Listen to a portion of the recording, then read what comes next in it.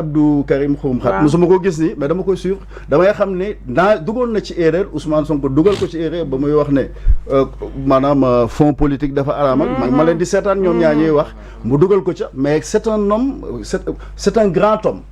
waaw c'est un grand homme au-delà d'être un homme grand parce que nangu na ne juum te lañ ko dugaloon te nangu na ca génn parce que l'erreur humaine la persistance dans l'erreur relève du diable Ousmane Sonko n'a plus le choix moom moo fi taxaw il avait la latitude pour jéem leen ko jiiñ ndax ñu ñoom Macky Sall la ko doon jiiñ te Macky a montré le courage à travers le monde ndax fa mu ko waxee ba ci kanamu Obama n'est pas n'importe qui yaa ngi dégg baax la ba kon tey fa nga xam ne Ousmane moo ñu waxoon ne bu ñu ko joxee majorité moom mu def loolu majorité bi yéen a ko yoroon n'est-ce pas bien avant ñuy tas assemblée c'était le moment ñu topp en fait proposition wu soxna Amy Ndiaye ñibi ñu topp ko def ko fa bu boobaa ñu xam ne effectivement ñu xam ndax ànd ngeen ci wala àndu leen ci mais ñoom ñu dissoudre tout simplement cette assemblée ñëw ak seen assemblée ñu campagner comme quoi que bu ñu leen joxee majorité ñu criminaliser ko même si bien avant cela l'acte contre nature est puni par la loi mais pour des raisons politiciennes ay nit jóg nañu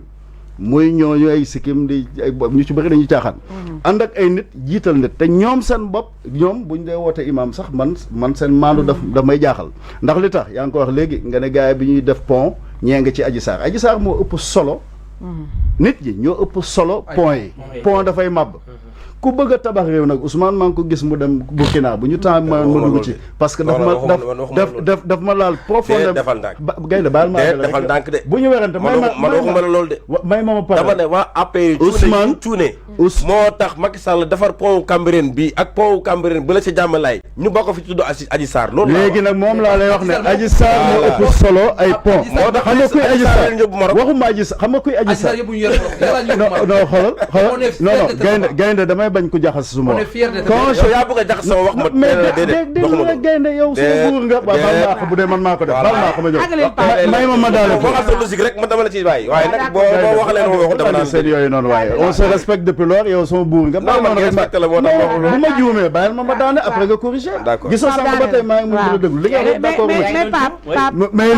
li ma koy leeral quand je dis pardon bëgg nga daane fa après nga yokkaale ci parce que temps baa ngi moom laa ko bëgg a regarde xool damay dolli beneen nga boolewaal ko ci mu gaaw mooy nga jeexalaale ci dialogue bi ndax dama bëgg mu nekk di may dañuy tourner table heure baa ngi débordé nañu mais tey ba tam di fëral Burkina bi boo naaj mais grave baal ma bàyyi léegi non xaaral jox la léegi yow yaa gérer sa temps tu as 5 minutes nga daaneel ci góor jigéen ñi ndax bu fàtte ne on revient la semaine prochaine incha allah nga daaneel ci góor jigéen ñi ñëw ci Burkina bi tofaale tuuti dialogue politique bi li directeur de cabinet adjoint bu Diomaye wax ne nu mu tuddati dialogue bi dañ bëgg nañ aussi renforcer pouvoir premier ministre bi te loolu bokk ci thème de référence yow nag tu as 5 minutes na nga professeur jàngalekat nga synthétiser waaw en somme li ma ci njëkkee d'abord ma ne la li tax ma ne la Adji Sarr moo ëpp solo loolu Adji Sarr comme li nga naan góor X jigéen Y je parle de la protection des couches vulnérables nos filles man ay jigéen laa taawlu maanaam tey jigéen bu jóg ak fu mu mën a jóge muy gone muy ndaw bu ne woon man mii mu tuumal ma ci lu mu mën a doon yaa ngi ma dégg protéger jigéen boobu ndax jigéen mooy sunu ndey yonent Yàlla moo sosam ne na doom buñ ko xaajee ñeent mu ne ñett yee ndey ma ko moom donc nous avons l'obligation quand même ñu protéger koo xam ne taxaw na ne dañ ko def lii am na wala amul mais moom moo taxaw ne foofu lay waxee ne la nit ñu am parce que le potentiel n'est rien s'il n'est transformé en ressources donc foofu laa doon waxee dans ce cadre là donc pour revenir ñu ne la tey maanaam ci wàllu Burkina Faso ce qui est dommage Ousmane en a fait une affaire personnelle ba ma ko gisee mu dem et moom moo claté deal bi moo waxal boppam moom moo ne moom daan na dégganteeg Ibrahima Boubacar Keïta ba 48 heures balaa ñu ko jàpp donc ça veut dire ça c'est un rapport personnel par contre Sankara dafay dépasser tout simplement ñoom aussi bien Ibrahima comment s'appelle encore le président Traoré Ibrahima Traoré et la personne d'Ousmane Sonko et je pense que tey kii parle tey ba ma ko déggee mu chargé ma liiral la ko lii rapidement bi muy wax ci cadre CEDEAO mu ne Ousmane Sonko je le cite mu ne on ne peut pas ignorer les causes bi ñuy wax AES ak CEDEAO on ne peut pas ignorer les causes réelles d'une maladie pour vouloir se pencher sur les symptômes. S'il y a coup d'État, qu'est-ce qui a amené les coups d'État? Et pourquoi? Quand les gens font des tripatouillages constitutionnels, la CEDEAO ne parle pas. Quand des gens briment des opposants, la CEDEAO ne parle pas. Jusqu'à ce que certaines situations arrivent, on sort des communiqués, on fait des embargos et on menace d'intervenir militairement. C'est ces erreurs qui nous ont conduits à ça. Donc là, d'abord, une médiation entre tout simplement la CEDEAO et l'AES. Ousmane, d'abord, il faut se parce que le Sénégal est dans le cadre de la CEDEAO. Donc ce que nous voulons, d'abord, le langage responsable serait là-bas de savoir que d'abord,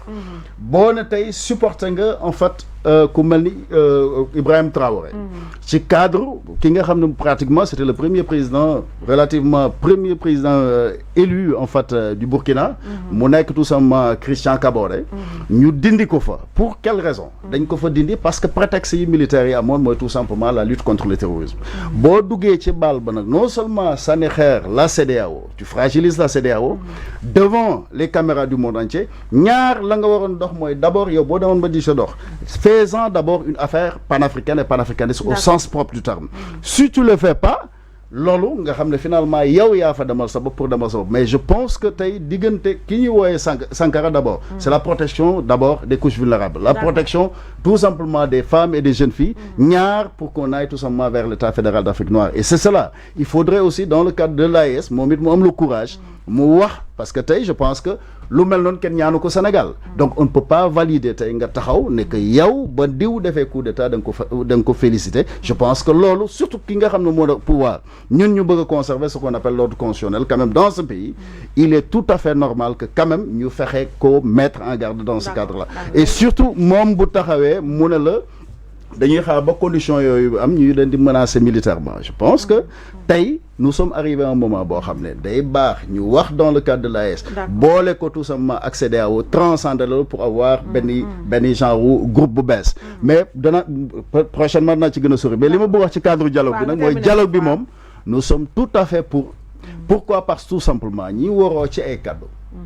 ñooñu ñoo war a gën a yeyoo pour waxtaan et ki woote waxtaan bi mooy kan dañu instituer dialogue bi comme je t'ai dit ba jiitu woon ba bii maanaam am muy calendrier républicain damay invité képp koo xam ne mën nga ko ngay sénégalais parce que am na ñoo xam ne dañ ko bëgg a def affaire u Pastef affaire u parti wala affaire u APR wala gauche droite affaire u Sénégal la ndax quand il s'agit tey ma daane la foofu ñu ne la ndax li ma naan for nañ ci wéewu bay ñu ne Bassirou Diomaye plus ou moins nee nañu dafa bëgg a yokkal Ousmane Sonko pouvoir wala la man la ma koy wax d'abord Bassirou Diomaye bés bu jógee ne day yëkkati Ousmane Sonko di ko jox maanaam di ko jox yeneen lu mu ko mën a jox ci loo xam ne génn na sarmaam moom il tombe malheureusement dans la haute trahison te nañ bàyyi xel léegi bi ñuy wone Ismaïla Madior mu yor bracelet électronique ku jóg nga ne tey yow président nga da ngay yokkal di pourquoi je le dis parce que le serment du président de la République du Sénégal c'est sur 4D défendre les institutions constitutionnelles défendre l'indépendance nationale défendre l'intégrité du territoire national et défendre l'unité africaine lépp loo def lu génn loolu tu tombes dans la haute trahison et ñaar milliards yooyu ñu yëkkati jox ko des gens yoo xam dañ doon tojakataal nee naa la moon je suis pour l'amnistie pour ñu baal ñu génn pour qu'on ait une autre chance mais boo jëlee te justice defu ko un gouvernement jël suñu xaalis di ko yëkkati di ko séddale nit ku mu neex tey jàppal diw ne moom amel nañu nangam mais na nga xam ne bu ëllëgee bu pouvoir changer quand même loolu ñoom si seen facture la ñu ne donc revenons à de meilleurs sentiments en tant que Sénégalais et acceptons de discuter et de partager et de concilier tout simplement nos divergences. D'accord magnifique Pape léegi nag Samuel ci ñaar sujet rapidement ku nekk am nga 5 minutes nag émission bi jeex na ran lan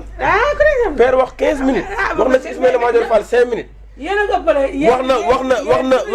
na ci homosexualité 5 minutes wax nga 30 minutes wax ci 5 minutes nga ne ma rapidement xalaatuma ko yow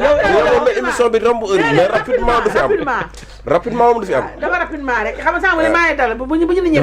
non danañ yaa ngi dalal du si fanaan ba ne saa yi fii la ñuy toog day leer naññ voilà day leer naññ dama ne fii lu fi lëndëm ko amul